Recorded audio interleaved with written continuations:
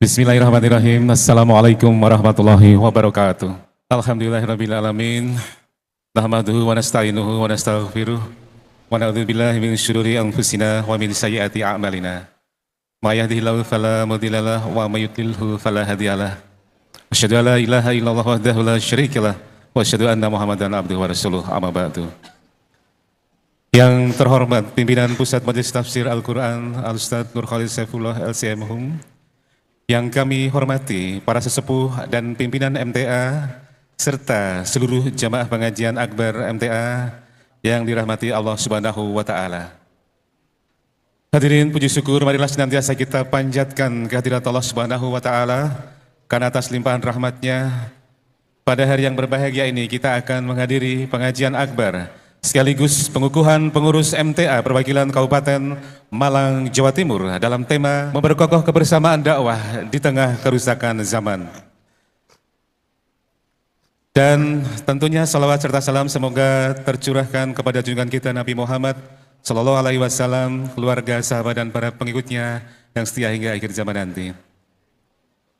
Hadirin jamaah yang dimuliakan Allah Subhanahu wa taala, acara pada hari ini merupakan momentum penting dalam memperkuat dakwah, ukhuwah serta amanah perjuangan Majelis Tafsir Al-Quran khususnya di wilayah Kabupaten Malang, Jawa Timur agar dakwah Quran dan Sunnah ini semakin kokoh dan istiqomah. Baiklah, semoga acara hari ini mendapatkan ridho Allah Subhanahu wa taala. Marilah kita buka dengan bacaan basmalah. Bismillahirrahmanirrahim.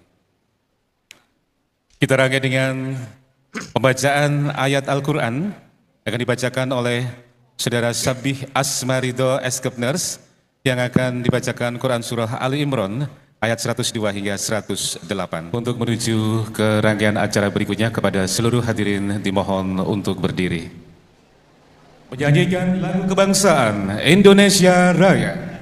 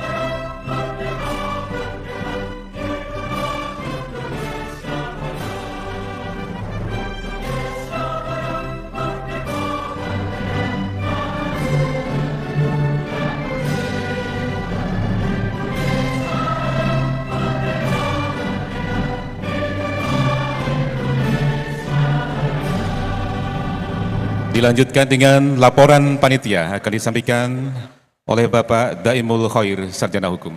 Assalamualaikum warahmatullahi wabarakatuh. Alhamdulillahirabbil alamin wassalatu wassalamu ala asrofil anbiya'i wal mursalin wa ala alihi washabihi ajmain. Allahumma sholli ala Muhammad wa ala ali Muhammad. Amma ba'du.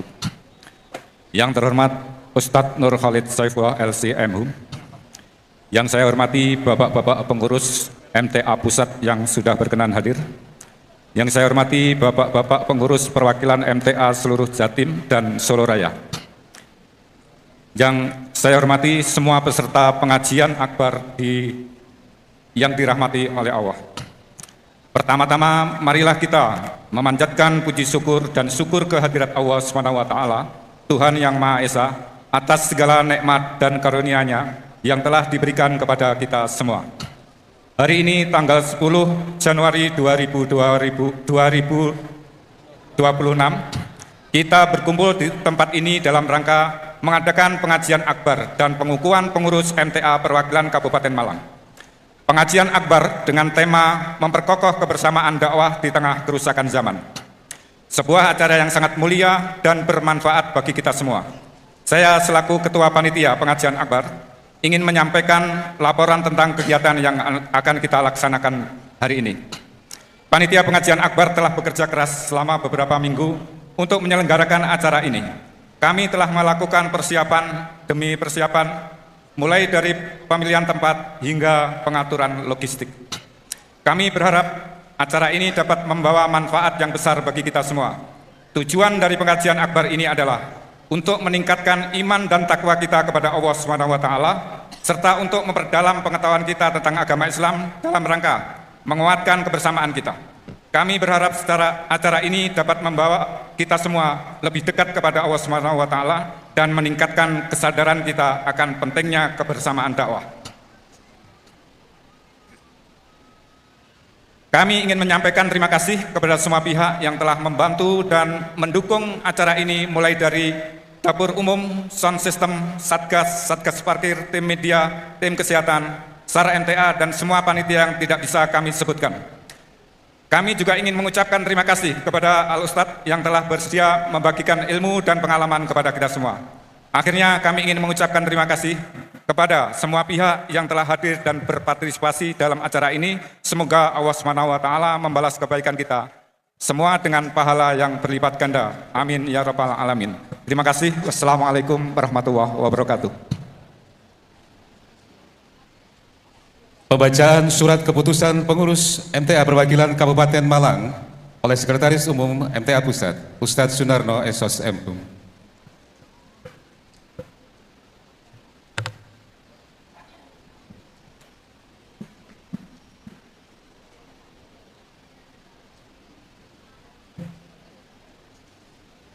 Bismillahirrahmanirrahim.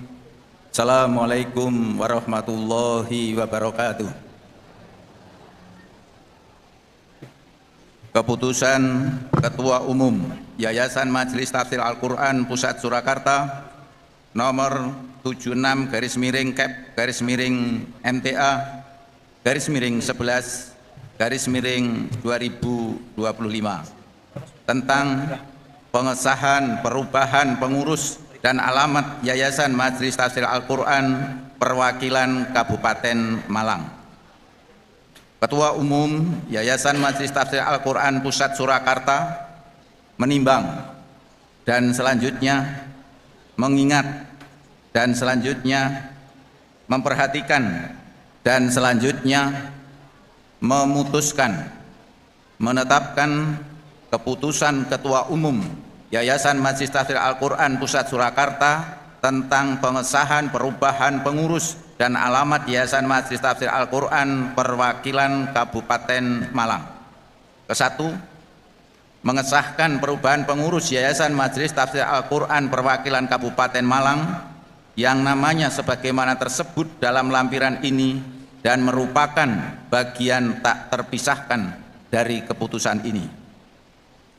Kedua, Yayasan Majelis Tafsir Al-Quran Perwakilan Kabupaten Malang yang semula beralamat di Jalan Guntaran 173, Desa Ngedok Wetan, Kecamatan Turen, Kabupaten Malang, karena sesuatu hal alamat dialihkan di Dusun Sanggrahan RT 01 RW 1, Desa Ampel Gading, Kecamatan Tirtoyudo, Kabupaten Malang. Ketiga, dengan berlakunya keputusan ini, maka susunan pengurus perwakilan Kabupaten Malang yang sebelumnya ditetapkan dalam keputusan Ketua Umum nomor 196/119/MTA /10/9/2013 tanggal 15 September 2013 kami cabut, dinyatakan tidak berlaku lagi. Keempat, keputusan ini mulai berlaku sejak tanggal ditetapkan dengan ketentuan apabila di kemudian hari ternyata ditemukan kesalahan akan ditinjau kembali sebagaimana mestinya. Ditetapkan di Surakarta tanggal 6 November 2025 Masehi bertepatan tanggal 15 Jumadal Ula 1447 Hijriah. Ketua Umum Yayasan Majelis Tafsir Al-Quran Pusat Surakarta telah ditandatangani Profesor Dr. Andes Mugiyatna MSI PhD. Salinan keputusan ini diberikan kepada pengurus Yayasan Majelis Tafsir Al-Quran Perwakilan Kabupaten Malang. Tembusan kepada yang terhormat Bupati Kabupaten Malang, Kapolres Kabupaten Malang, Dandim Kabupaten Malang, Kepala Kantor Kemenak Kabupaten Malang, Ketua MUI Kabupaten Malang, Camat Tirto Yudo, Kepala KUAT Tirto Yudo, Kepala Desa Ampel Gading. Lampiran Keputusan Ketua Umum Yayasan Majelis Tafsir Al-Quran Pusat Surakarta nomor 76/11/11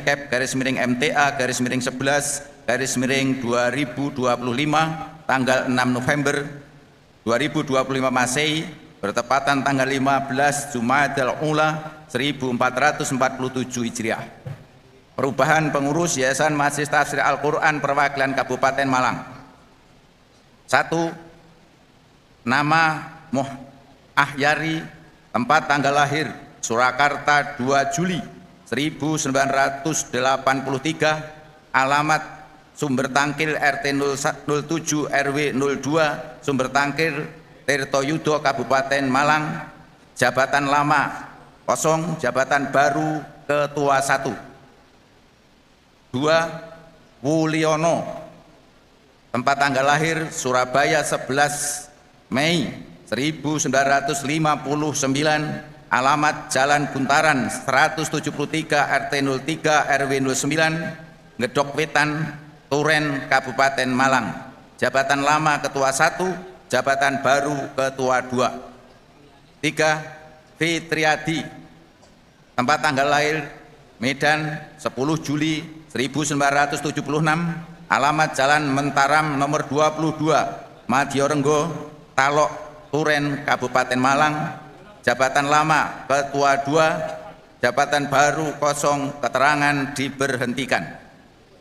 4. Fadlan, tempat tanggal lahir Malang 18 Februari 1970, alamat Sanggerahan RT 01 RW 01 Ampel Gading Tirto Yudo Kabupaten Malang, jabatan lama kosong, jabatan baru Sekretaris 1. 5. Nama Hafid Ahmadi, tempat tanggal lahir Jember 25 Desember 1960, alamat Jalan Tirto RT 02 RW 05 Pagidangan Turen Kabupaten Malang, jabatan lama Sekretaris 1, jabatan baru kosong, keterangan diberhentikan. 6. Nama Sutrisno, tempat tanggal lahir Malang 16 Mei 1970, alamat Jalan Buntaran RT 02 RW 9 Ngedok Wetan Kecamatan Turen Kabupaten Malang, jabatan lama Sekretaris 2, jabatan baru kosong, keterangan diberhentikan.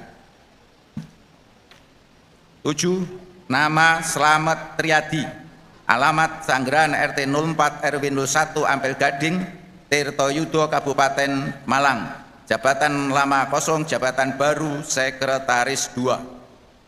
8. Budi Utomo, tempat tanggal lahir Malang 26 Mei 1968, alamat Jalan Keramat 03 RW 15 RT 15 RW 5 Undaan Turen Kabupaten Malang, jabatan lama Bendahara, jabatan baru Bendahara. Ketua Umum Yayasan Majelis Tafsir Al-Quran Pusat Surakarta telah ditandatangani Profesor Dr. Andes Mugiyatna MSI PhD. Pembacaan selesai. Wassalamualaikum warahmatullahi wabarakatuh. Berikutnya kepada segenap pengurus yang akan dikukuhkan dimohon menempati tempat pengukuhan.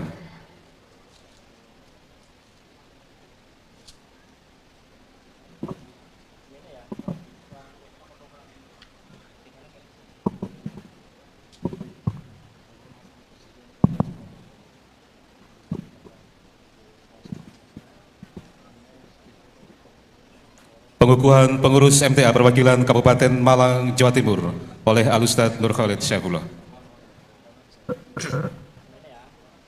Bismillahirrahmanirrahim.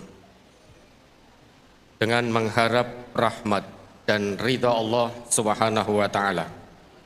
Pada hari ini, Sabtu 21 Rajab 1447 Hijriah, bertepatan tanggal 10 Januari 2026, berdasarkan surat keputusan Ketua Umum Yayasan Majelis Tafsir Al-Quran Pusat Surakarta nomor 76 garing Kep garing MTA garing 11 garing 2025 tanggal 6 November 2025, kami kukuhkan saudara sebagai pimpinan Yayasan Majelis Tafsir Al-Quran MTA Perwakilan Kabupaten Malang. Atas pertolongan Allah Subhanahu wa taala, semoga saudara dapat mengemban amanah tersebut dengan sebaik-baiknya. Amin amin ya rabbal alamin. Malang 21 Rajab 1447 Hijriah 10 Januari 2026. Pimpinan Yayasan Majelis Tafsir Al-Quran Pusat Surakarta. Penyerahan surat keputusan dilanjutkan dengan foto bersama.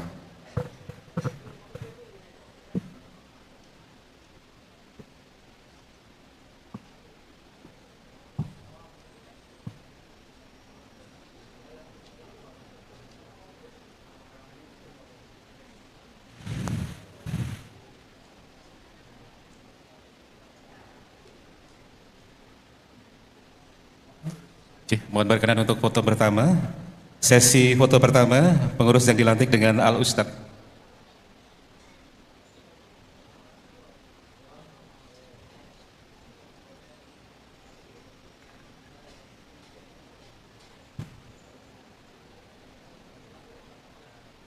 Sesi kedua, mohon mendampingi jajaran pengurus atau pimpinan pusat.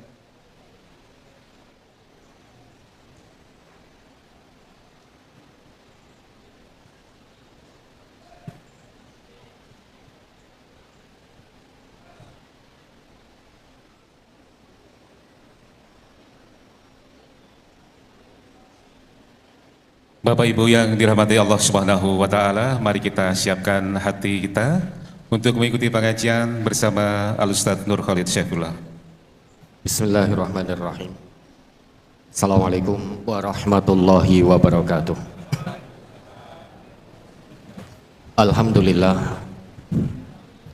Alhamdulillahilladzi khalaqal khalqa wa qaddaral asya' wastofa min ibadihi rusula wal anbiya bihim naqtadi wa bihudahum nahtadi.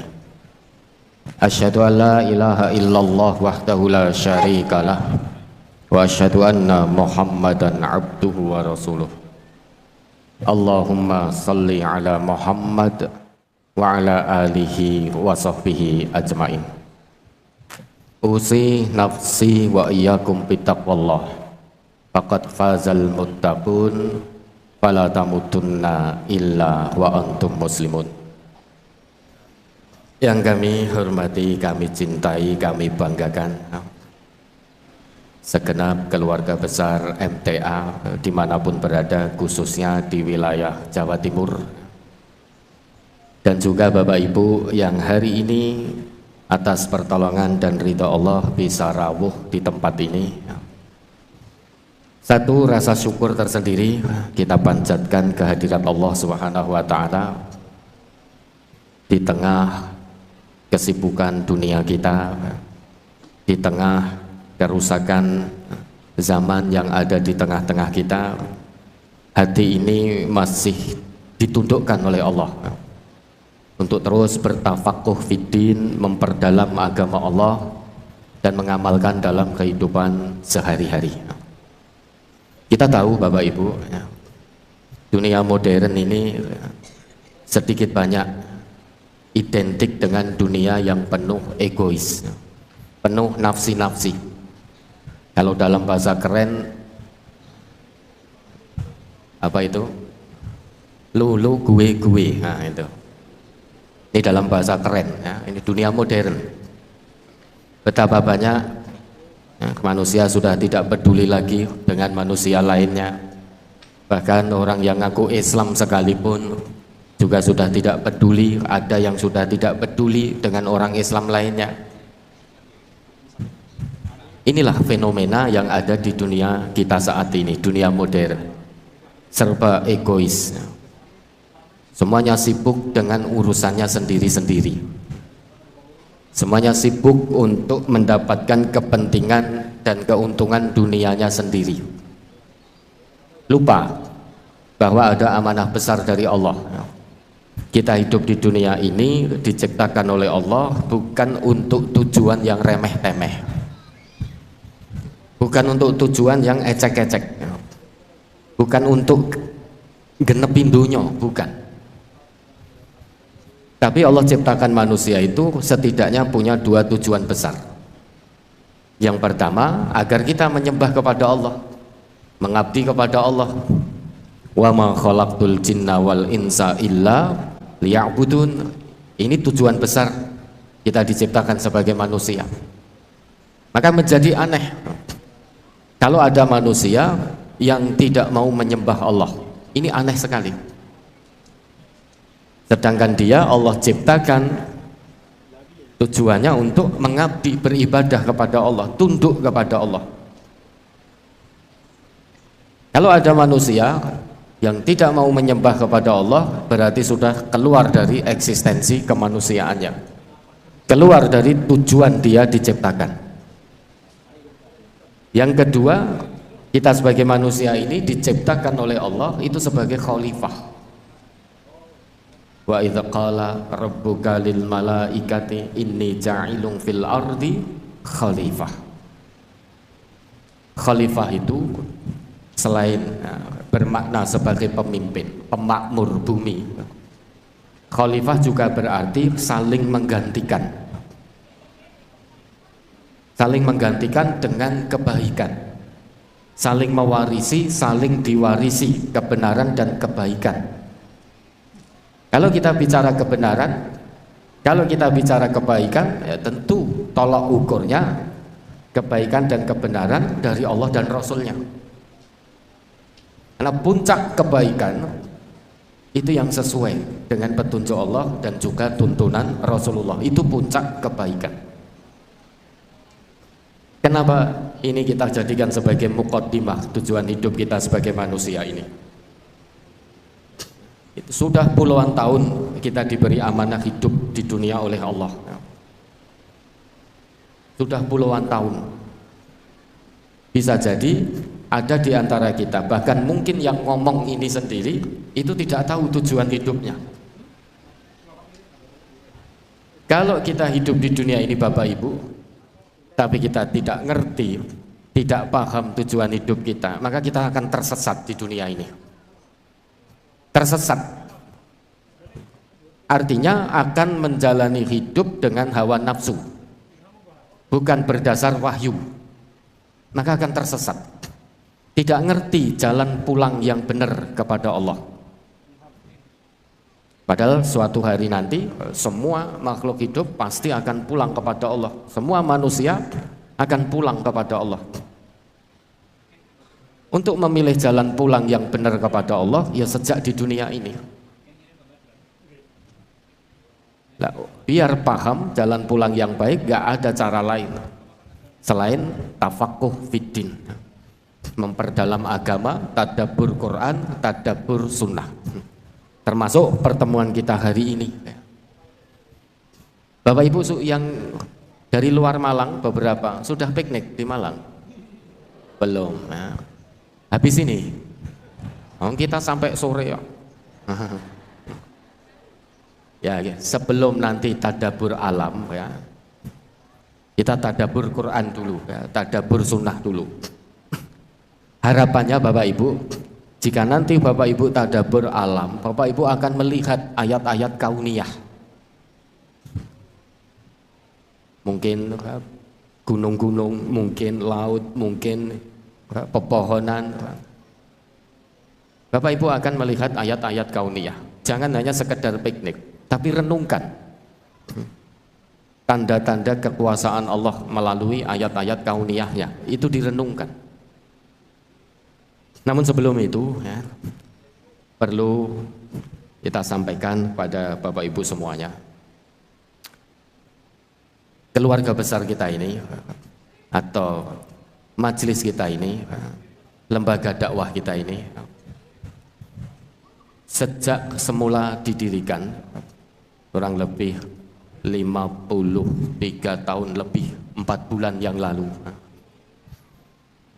sejak pertama didirikan, tujuan utamanya untuk mengajak kita manusia kembali kepada aturan Allah dan Rasul-Nya, kembali kepada petunjuk Allah, kembali kepada tuntunan Rasulullah. Karena manusia itu Bapak Ibu, kita ini baik atau tidak baiknya kita itu tergantung sejauh mana kita tunduk pada aturan Allah dan Rasul-Nya. Kalau kita tidak tunduk pada Allah dan Rasul, dijamin tidak akan baik. Karena Nabi kita bersabda, "Famay yuridillah bihi khairan yufaqihu fiddin." Siapa yang Allah kehendaki kebaikan untuknya, niscaya Allah akan pahamkan dia tentang agama. Bagaimana mungkin bisa tunduk patuh pada Allah dan Rasul kalau kita tidak paham agama? Padahal sejak semula kita sudah diberi anugerah terbesar dalam hidup ini oleh Allah, yaitu Islam. Tanpa Islam Bapak Ibu, kita tidak tahu jalan pulang. Tanpa Islam kita juga tidak tahu bagaimana cara menjalankan amanah hidup dari Allah di dunia yang hanya satu kali ini. Itu anugerah terbesar. Keislaman kita dari Allah, keimanan, keihsanan, mudah-mudahan juga ketakwaan dari Allah, itu tidak bisa ditukar dengan harta sepenuh bumi sekalipun. Allah sudah menetapkan hal itu. Coba diingat lagi itu, Al-Maidah ayat 36. Betapa orang-orang yang tidak beriman ketika di dunia tidak beriman kepada Allah, mereka akan menyesal pada hari kiamat kelak. Padahal mereka punya harta sepenuh bumi ditambah sepenuh bumi lagi, tapi tidak bisa menebus dirinya dari azab, dari siksa hari kiamat. Coba dibaca itu. Quran surat Al-Maidah surat ke-5 ayat ke-36. Innal ladzina kafaru law anna lahum ma fil ardi jami'an wa mithluhu ma'ahu liyaftadu bihi min adzabi yaumil qiyamati ma tuqabbila minhum wa lahum adzabun alim. Sesungguhnya orang-orang yang kafir, seandainya mereka memiliki segala apa yang ada di bumi dan ditambah dengan sebanyak itu lagi untuk menebus diri mereka dari azab pada hari kiamat, niscaya semua tebusan itu tidak akan diterima dari mereka. Mereka tetap mendapat azab yang pedih. Nah, ini akan jadi madkhal, pintu masuk kita di kajian pagi hari ini. Sebelum kita masuk ke tema yang sudah ada brosurnya di panjenengan semua. Di situ Allah membuat keputusan, membuat ketetapan, sifatnya qat'i, mutlak, absolut, tidak terbantahkan, tidak bisa ditawar-tawar. Innal ladzina kafaru, sesungguhnya orang-orang yang kafir, orang-orang yang kufur, orang-orang yang tidak beriman kepada Allah, law anna lahum ma fil ardi jami'an, andai kata mereka itu punya kekayaan sepenuh bumi, wa mithlahu ma'ahu, ditambah lagi sepenuh bumi, artinya punya harta kekayaan 2 penuh bumi, dimiliki sendiri, untuk menebus dirinya dari azab hari kiamat, ma tuqabbila minhum, tidak akan diterima tebusan itu oleh Allah, dan bagi mereka azab yang pedih.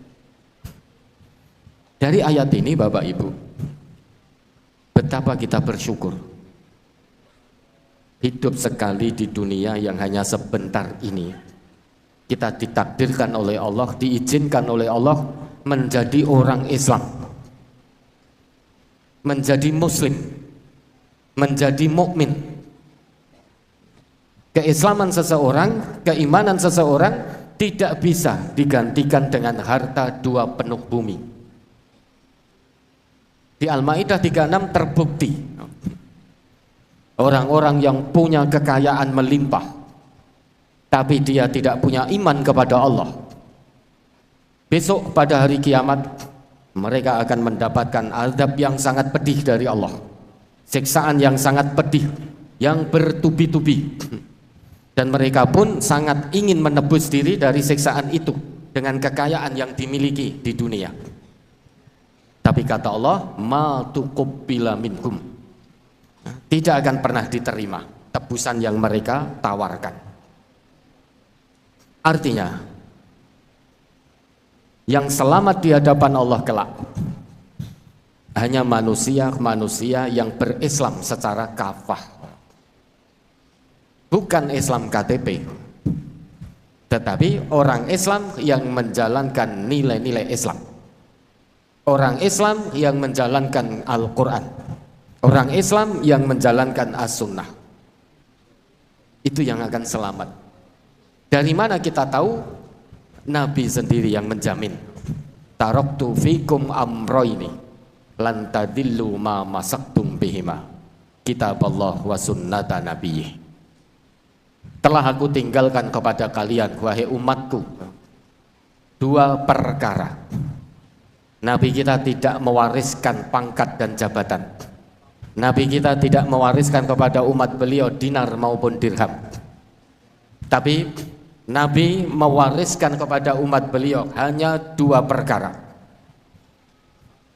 di mana jika umat beliau berpegang teguh kepada keduanya, dijamin sendiri oleh beliau Rasulullah, lan tadillu, sekali-kali kamu tidak akan pernah tersesat jalan, baik di dunia maupun di akhirat. Dengan syarat pegang teguh. Pegang teguh bukan kok hanya dicekeli begini, bukan, tetapi betul-betul dijadikan pedoman dalam hidup ini. Apapun amanah sosial kita di dunia, apapun profesi kita di dunia, kalau di antara Bapak Ibu ada yang diberi amanah oleh Allah sebagai pejabat di negeri ini, tunaikan amanah jabatan berdasar Quran dan Sunnah, berdasar identitas keislaman kita. Kalau kita diberi amanah oleh Allah hidup di dunia ini sebagai rakyat, tunaikan amanah kerakyatan sesuai identitas Quran dan Sunnah. Luruskan pemimpin yang bengkok dari Quran dan Sunnah, dukung pemimpin kita yang sesuai dengan Quran dan Sunnah, doakan pemimpin-pemimpin kita. Itu amanah kerakyatan.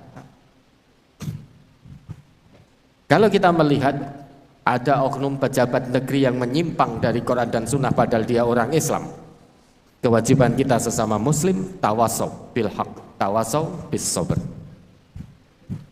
Itulah identitas keislaman kita hidup di dunia ini. Maka bersyukurlah Bapak Ibu, bersyukurlah kepada Allah, dipilih oleh Allah menjadi hambanya yang muslim, dipilih oleh Allah untuk menerima warisan Al-Quran. Ini ada jaminan dari Allah, hidup kita bahagia dunia dan akhirat. Inna hadzal Qur'an yahdi lillati hiya aqwam wa yubashshirul mu'minina alladzina ya'maluna shalihat anna lahum ajran kabira. Coba Al-Isra ayat 9. Ini mukadimah dulu ya, asatidzah semua. Mari Al-Isra ayat 9.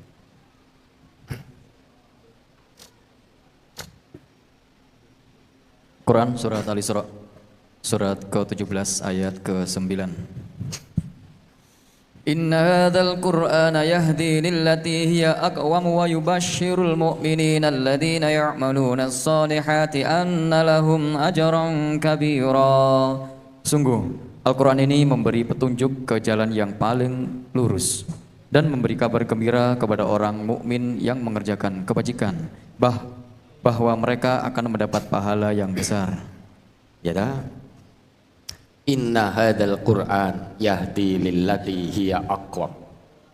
Sesungguhnya Al-Qur'an ini menunjuki manusia ke jalan yang paling lurus, tidak sekedar lurus biasa, tapi aqwam, paling lurus tanpa bengkok sedikit pun. Hanya Al-Qur'an. Tidak ada yang lain. Yang ada di semesta ini yang menunjukkan manusia ke jalan yang paling lurus, bukan sekedar lurus biasa, tapi aqwam, paling lurus, itu hanya Al-Quran. Tidak ada kebengkokan sedikit pun di dalam Al-Quran. La ya'tihil batil min baini yadaihi wala min khalfih. Quran itu tidak mengandung kebatilan sejak pertama diturunkan sampai nanti hari kiamat. Quran tetap la raiba fih. Tidak ada keraguan. Maka siapapun yang ingin menempuh jalan yang paling lurus harus melalui Al-Quran. Punya cita-cita kepingin masuk surga Firdaus, punya cita-cita kepingin mendapat ridho dari Allah, punya cita-cita hidupnya senantiasa ditolong oleh Allah, dirahmati oleh Allah, tapi tidak mau tunduk patuh terhadap Al-Quran, maka cita-cita mustahil tercapai. Karena yang namanya pertolongan Allah, rahmat dari Allah, keberkahan dari Allah, ridha Allah hanya turun melalui Al-Quran. Nah, kalau kita mau tunduk patuh pada Al-Quran, pasti Allah akan turunkan pertolongannya. Allah akan bimbing hidup kita dari bangun tidur sampai tidur lagi. Dari A sampai Z Allah akan bimbing hidup kita. Kalau kita mau ikut Al-Quran.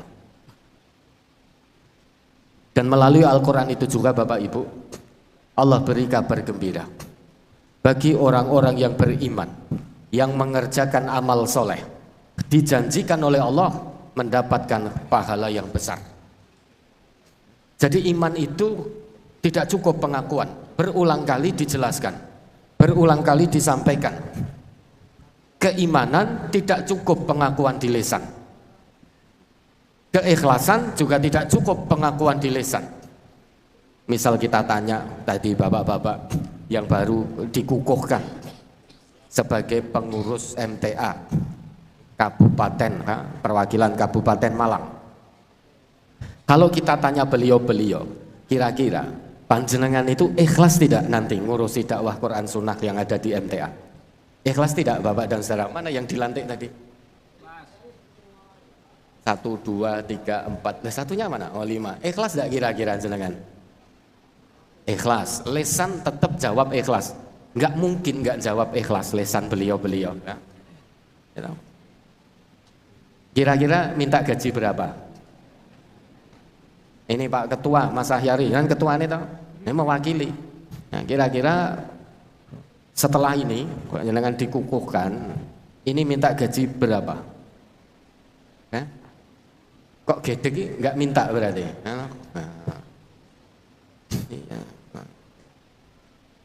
Tidak ada upah, karena beliau-beliau paham betul ngurusi dakwah Quran Sunnah di MTA itu upahnya lillah, ajrum minallah, bukan ujroh minan nas. Upah dari Allah, bukan upah dari manusia. Tetapi pengakuan ikhlas, pengakuan iman itu tidak cukup hanya di lisan, harus dibuktikan. Yang namanya pengakuan ikhlas di lisan, pengakuan Islam, pengakuan iman di lisan harus dibuktikan dengan amal soleh. Apa itu amal soleh?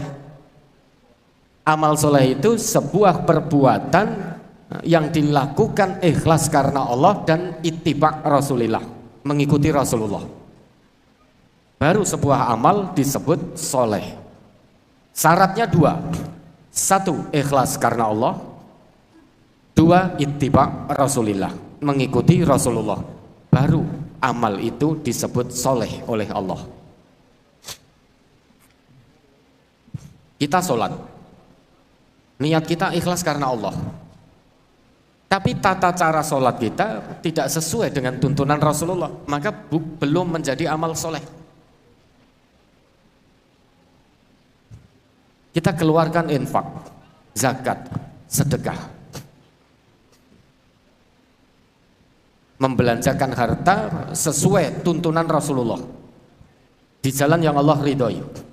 Tetapi niatnya biar dikatakan dermawan, biar dikatakan sebagai orang kaya, orang dermawan, orang lumo, maka sedekah kita tidak menjadi amal soleh. Karena syarat terpenuhi hanya satu. Untuk menjadi soleh harus dua syarat terpenuhi.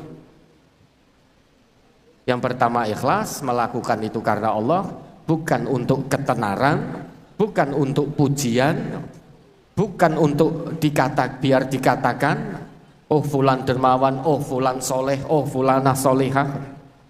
Bukan untuk itu. Tapi semua amal yang kita lakukan itu betul-betul lillahi rabbil alamin. Qul inna solati wa nusuki wa mahyaya wa mamati lillahi rabbil alamin. Itu ikhlas karena Allah. Kemudian yang kedua, ikut Rasulullah. Qul in kuntum tuhibbunallaha fattabi'uni yuhibbukumullah wa yaghfir lakum dzunubakum. Baru dikatakan amal yang kita lakukan itu soleh. Termasuk kita datang ke sini, tafaqquh fiddin. Bisa jadi amal kita hari ini bisa soleh, bisa toleh. Hanya beda satu huruf. Yang satu pakai sod, yang satu pakai tok. Lah kita datang ke sini ke Malang, tujuan utama kita apa? Oh, tujuan utamanya piknik, sisan mampir ngaji, ya sudah. Ngajine mung dinggo ampiran, ya berarti bukan amal soleh.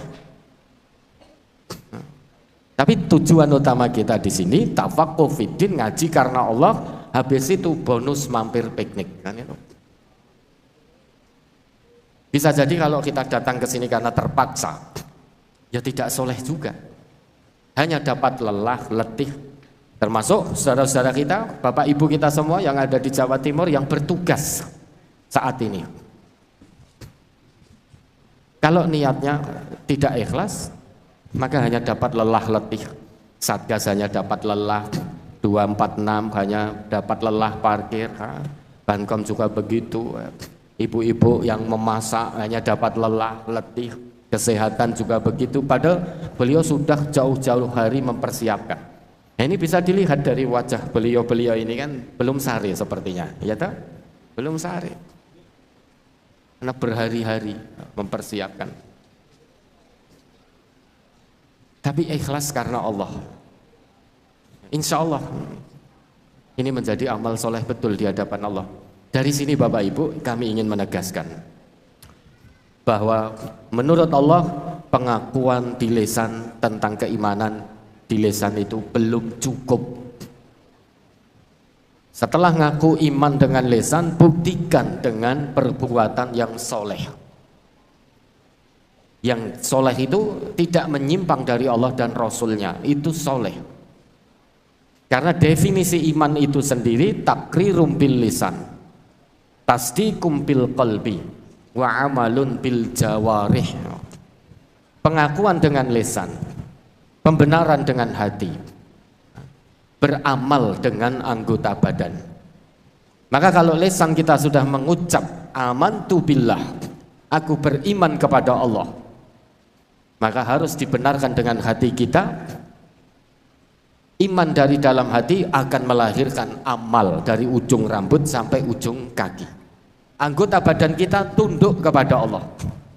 Cara berpikir kita, cara memandang kita, cara mendengar kita, cara lisan kita berbicara, cara tangan kita bekerja, kaki kita melangkah, bahkan kemaluan kita tunduk pada aturan Allah dan Rasulnya. Itulah iman. Nah, sebagai wujud rasa syukur Bapak Ibu,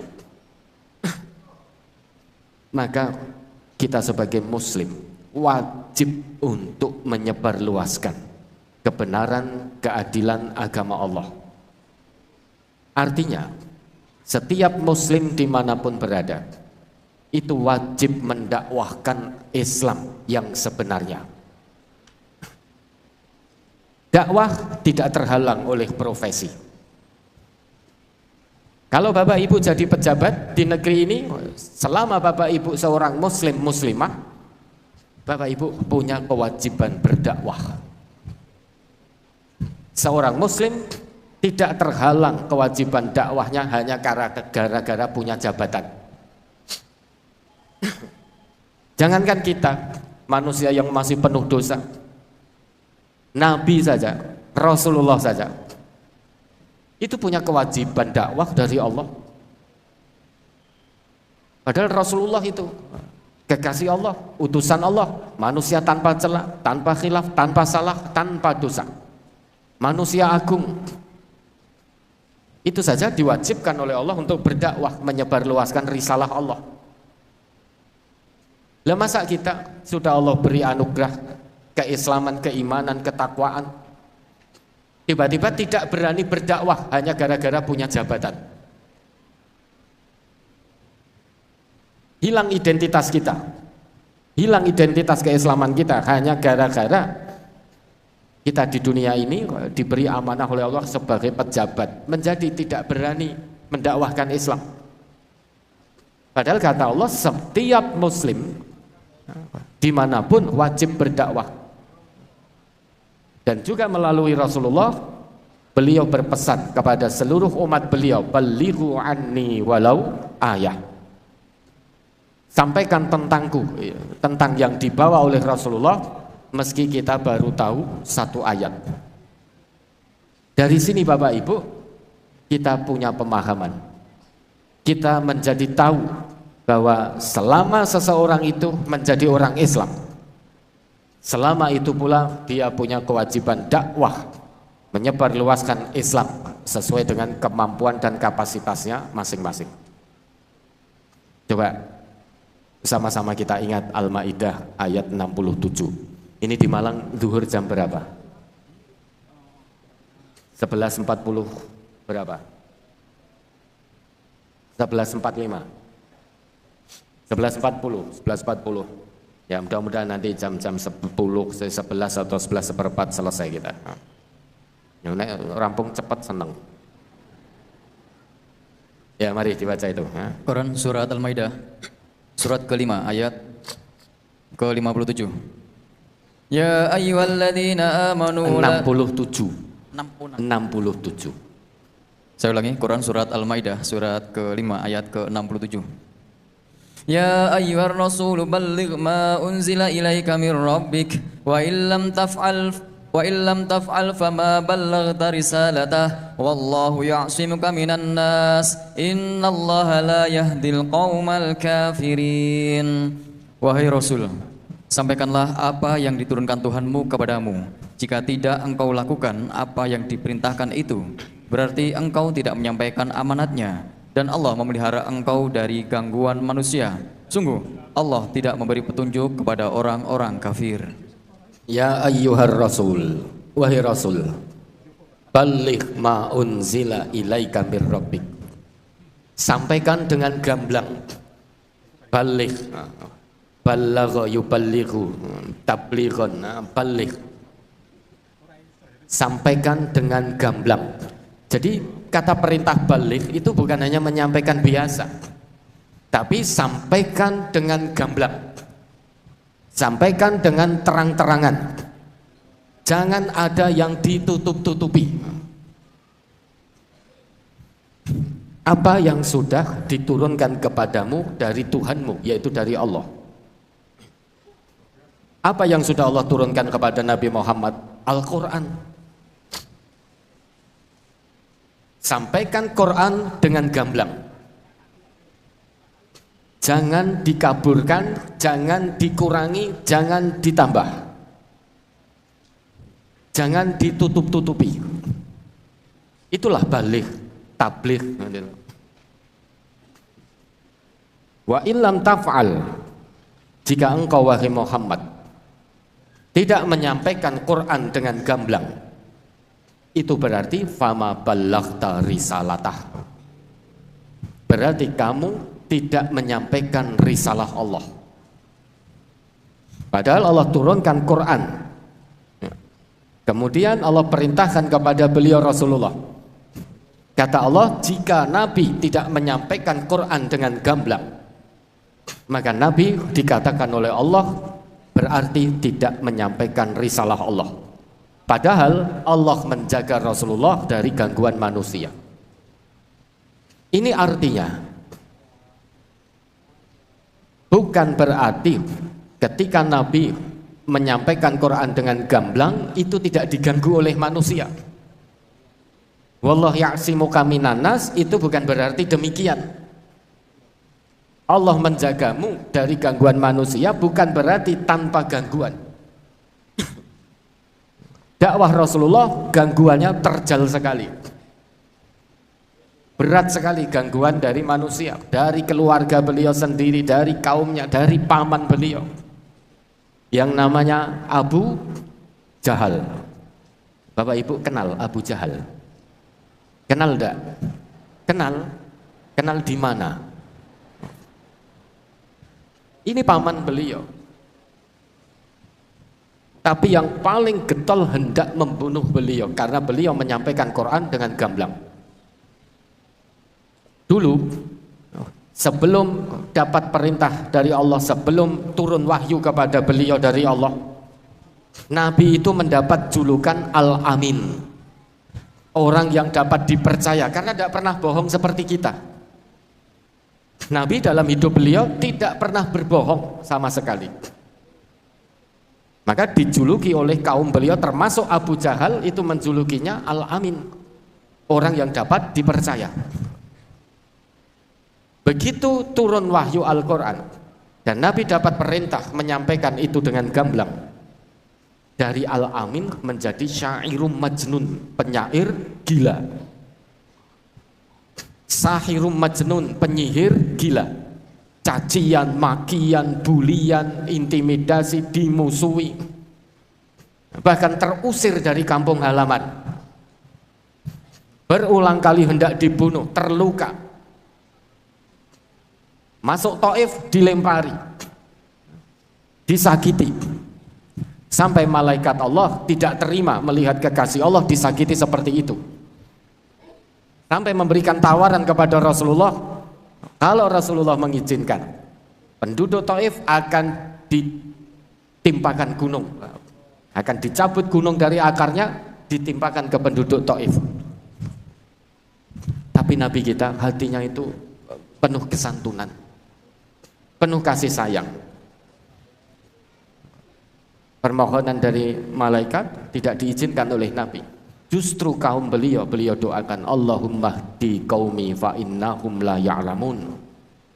Ya Allah, berikanlah petunjuk kepada kaumku, sesungguhnya mereka kaum yang tidak mengerti. Diganggu Bapak Ibu. Tetapi sebanyak apapun gangguan dari manusia kepada pelaku-pelaku dakwah, penyampai-penyampai Quran yang dengan gamblang, sebanyak apapun gangguan, Allah akan terus turunkan pertolongannya. Itu maksud dari wallahu ya'simuka minan nas. Dakwah bukan berarti tanpa gangguan. Siapapun orangnya yang menyampaikan Quran Sunnah dengan gamblang, tanpa ditambah, tanpa dikurang, mengajak manusia kembali kepada Allah dan Rasulnya tanpa ditambah, tanpa dikurang, pasti akan menghadapi gangguan dari manusia-manusia yang tidak suka dengan kebenaran Quran. Akan dijegal, akan dimusuhi, akan disakiti. Itu hal yang wajar. Tapi yakinlah, Allah sudah janji, wallahu ya'simuka minan nas wa kana haqqan 'alaina nasrul mu'minin.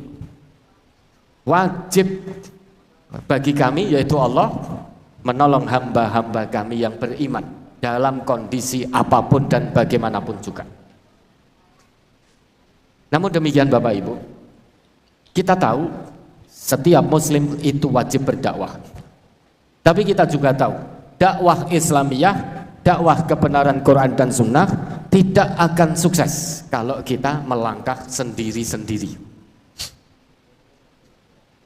Setinggi apapun pangkat dunia kita, sebanyak apapun harta kekayaan dunia kita, setinggi apapun ilmu kita, sepanjang apapun titel akademik kita, Kalau kita dakwah sendiri tetap lemah. Tetap lemah. Kenapa? Karena Allah senantiasa mencintai perjuangan sabilillah yang dilakukan dalam kebersamaan. As-Saff ayat 4 coba. Innallaha yuhibbul ladzina yuqatiluna fi sabilihi saffa ka'annahum bunyanum marsus. Sesungguhnya Allah senantiasa dan akan terus-menerus mencintai perjuangan sabilillah yang dilakukan dalam satu barisan yang kokoh. Shaf namanya. Dan shaf ini seperti bangunan yang kokoh saling menguatkan satu dengan yang lain. Seperti bangunan yang kita sekarang ada di dalamnya. Ini tidak hanya sekedar terdiri dari batu bata saja. Ada unsur lain, pasir, kerikil, air, terus apa lagi? Besi, semen, itu semuanya saling menguatkan. Andai bangunan ini hanya terdiri dari semen tok, ambruk sudah. Hanya terdiri dari pasir tok, ambruk sudah. Terdiri dari air tok, sudah, tidak akan menjadi bangunan yang kokoh. Sama dengan kita umat Islam, Bapak Ibu. Allah beri kemampuan kita berbeda-beda. Kullu ya'malu ala syakilatih, kata Allah begitu. Setiap individu itu berbuat sesuai dengan kecondongannya. Artinya setiap individu itu diberi keahlian masing-masing oleh Allah. Dan masing-masing keahlian itu punya batas maksimal. Keahlian kita ini Bapak Ibu sangat-sangat terbatas. Dengan keahlian yang sangat terbatas, kemudian kita berdakwah seorang diri, menyebarluaskan Quran Sunnah seorang diri, tetap lemah. Tetap lemah. Rapuh sudah.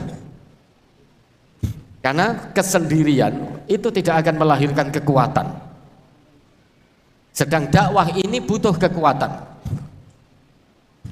Kekuatan hanya akan lahir dengan kebersamaan.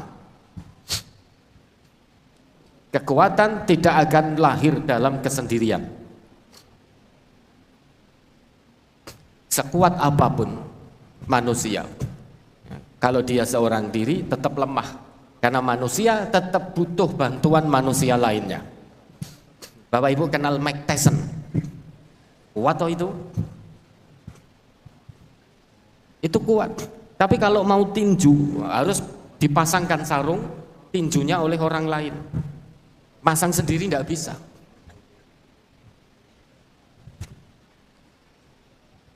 Nah dari sini kita menjadi tahu, sekuat apapun kita sebagai manusia, yang namanya manusia selamanya tetap makhluk di hadapan Allah.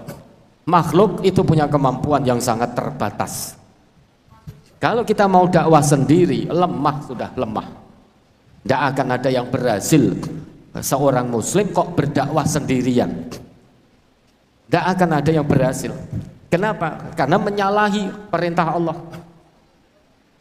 Allah itu perintahkan di ayat yang tadi dibaca itu di Al-Imran 104 untuk membentuk tim dakwah. Wal takum minkum ummatu yad'una ilal khair wa ya'muruna bil ma'ruf wa yanhauna 'anil munkar wa ulaika humul muflihun. Itu perintah Allah.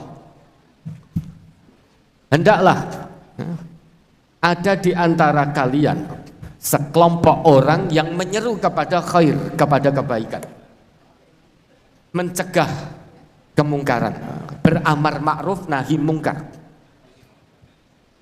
Hendaknya ada di antara kalian, wahai umat Islam, itu sekelompok orang yang terus menyeru kepada kebaikan, terus beramar ma'ruf dan nahi mungkar.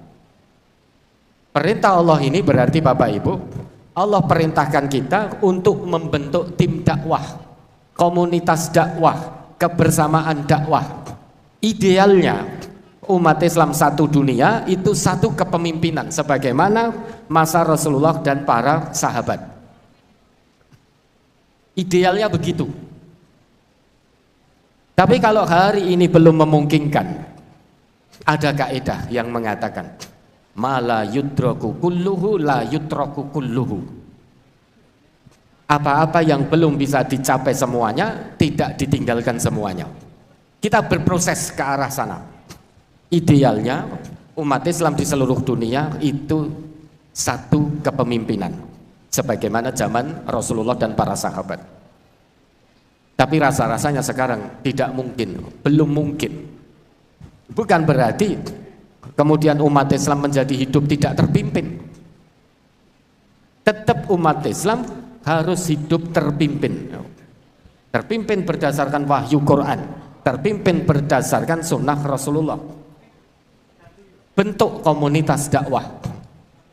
Kalau belum bisa komunitas dakwah satu dunia, bentuk dari skala yang paling kecil, yaitu diri dan keluarga kita masing-masing.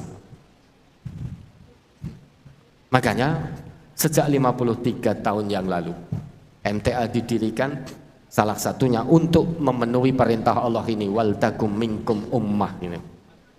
Membentuk komunitas dakwah, komunitas yang marhamah, komunitas yang berkasih sayang, komunitas yang usisa alat taqwa, komunitas yang terbangun atas landasan takwa.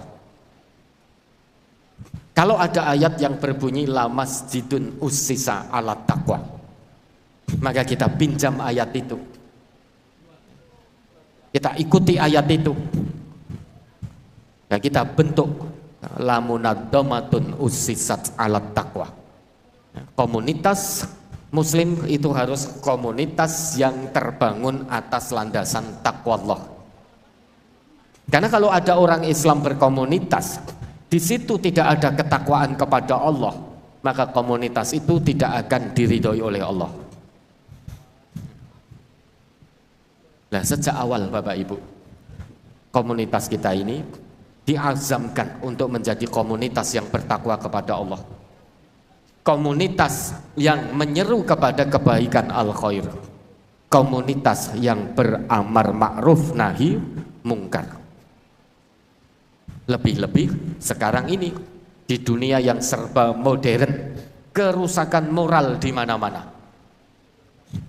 Kerusakan zaman, kerusakan akidah, kerusakan akhlak, kerusakan moral, karakter yang baik di zaman modern saat ini Bapak Ibu, itu bukan lagi sesuatu yang tersembunyi dari pandangan kita, bukan lagi sesuatu yang jauh dari kita, tapi kerusakan itu hidup di sekeliling kita, di depan kita, di belakang kita, kanan kiri kita. Setiap saat bisa terbaca, bisa terlihat.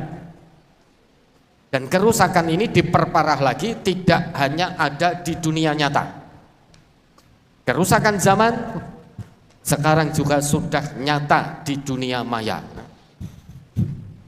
Setiap saat kita melihat kerusakan moral di dunia nyata maupun dunia maya, lengkap sudah kerusakan zaman. Kalau dulu yang namanya judi itu harus bertemu di dunia nyata. Sekarang namanya judi tidak harus bertemu, lewat dunia maya bisa, namanya judol, judi online. Ini harus bertemu.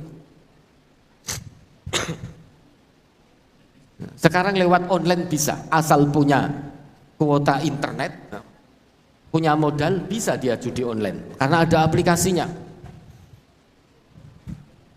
Harusnya ditutup aplikasi ini biar masyarakat Indonesia bersih dari judi online, biar negeri ini semakin menjadi negeri yang baldatun thayyibah wa rabbun ghafur.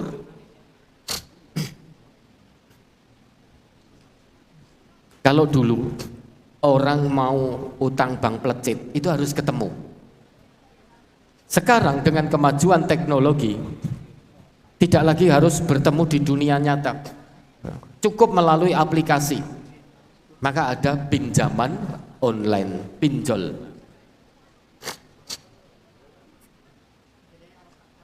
Belum lagi kemaksiatan-kemaksiatan yang lain. Mabuk-mabukan, minum-minum keras, tawuran. Hanya gara-gara beda kepentingan kelompok, tawuran. Beda persatuan sepak bola, klub yang dibela saja beda, tawuran. Ini dunia kita saat ini. Beda majelis kajian, majelis taklim, saling tahdir, saling menyesatkan, saling ancam, saling menjatuhkan kehormatan. Padahal tahu kullul muslim alal muslim haramun damuhu wa irduhu wa maluhu. Hanya gara-gara beda majelis taklimnya, tapi saling tahdir, saling serang, saling menyesatkan, merasa paling benar sendiri. Ini kerusakan zaman.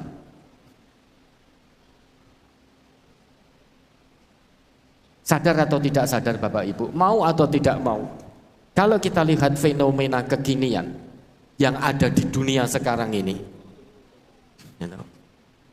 dunia kita ini Bapak Ibu, yang mana saat ini kita hidup, ini sebetulnya kembali sudah masuk ke jahiliyah modern. Kerusakan di mana-mana, kemaksiatan di mana-mana. Persis zaman jahiliyah dulu sebelum kedatangan Islam. Nah, saat ini ada di zaman modern. Maka dunia sekarang dengan kerusakan moral, akhlak, adabnya, bisa jadi dunia ini yang kita hidup sekarang ini berada di fase jahiliyah modern. Na'udzubillah. Maka Allah berpesan pada kita, alaikum anfusakum, di Al-Maidah 105 itu. Ayat ini kalau Bapak Ibu rutin istiqomah memperhatikan, ayat ini terus kita ulang-ulang. Karena ini pesan Allah pada hambanya yang beriman untuk menghadapi kerusakan zaman. Ini ayat pesan yang sangat penting dari Allah. Biar orang-orang yang telah ngaku beriman tidak ikut-ikutan rusak. Dunia boleh terbakar, dunia boleh kehilangan moral, dunia boleh kehilangan akhlak dan adabnya. Tapi orang yang sudah ngaku beriman kepada Allah tidak boleh kehilangan akhlak, tidak boleh kehilangan adab, tidak boleh kehilangan moral, tidak boleh kehilangan identitas Islam, iman, ihsan dan takwanya. Dunia boleh terbakar, tapi orang beriman jangan ikut-ikutan terbakar akhlaknya. Na'udzubillah. Maka Allah berpesan di Al-Maidah 105. Mari dibaca itu. Quran surat Al-Maidah surat kelima ayat 105.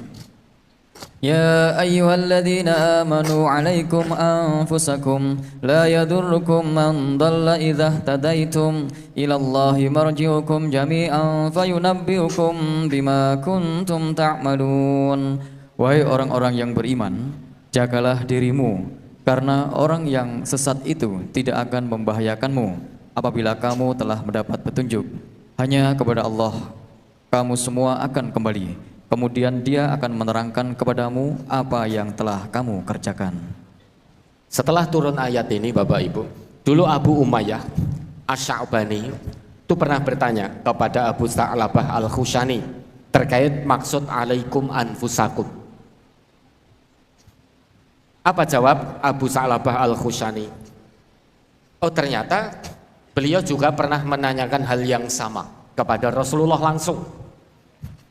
Maksud dari ayat alaikum anfusakum di Al-Maidah 105. Apa maksudnya wahai Rasulullah? Oh, Nabi kita menjawab, maksud dari alaikum anfusakum itu ternyata balik tamiru bil ma'ruf wa tanahau 'anil munkar. Kamu tetap beramar ma'ruf nahi mungkar hatta idza ra'aita syuhan muta'an, sampai nanti kamu melihat kebakhilan, kekikiran ditaati. Banyak manusia menjadi bakhil, umumnya bakhil, kamu jangan ikut-ikutan bakhil. Dan jika nanti kamu melihat manusia wahawa muttaba'an, hawa nafsu dituruti, hawa nafsu dijadikan Tuhan, banyak manusia yang menjadi budak hawa nafsunya, maka kamu jangan ikut-ikutan mereka. Tetap menyembah kepada Allah, tundukkan hawa nafsumu. Lah nanti akan datang zaman juga kamu melihat wa dunya mu'saratan, dunia mendominasi. Kebanyakan manusia tujuan hidupnya hanya untuk kesenangan dunia, tidak peduli dengan kesenangan akhiratnya. Kalau urusan akhirat malas-malasan, bahkan ada orang yang mengutamakan akhirat dihalang-halangi, yang dikejar hanya dunianya saja, sehingga dia menjadi budak dunia. Kamu jangan ikut-ikutan umumnya orang.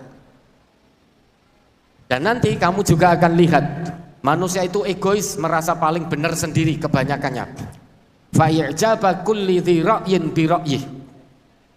Masing-masing kagum dengan pendapatnya sendiri-sendiri, merasa paling benar sendiri.